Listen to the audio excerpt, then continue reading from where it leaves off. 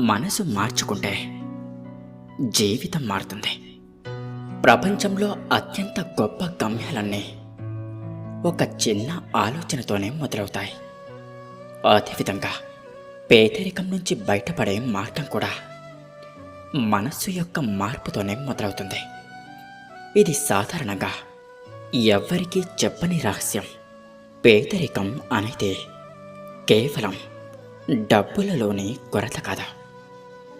అది ఒక ఆలోచన పద్ధతి, ఒక జీవన శైలి, ఒక మనోవృత్తి. ఇది ఒక నిరీక్షణతో నిండిన ఊపిరి. నేను అసాధ్యుడిని అన్న భావనతో నిండిన శ్వాస. అర్థమైందనుకుంటా. ఇందులో మొట్టమొదటగా దరిద్రం మన లోపలే మొదలవుతుంది. బయట డబ్బు లేకపోవడం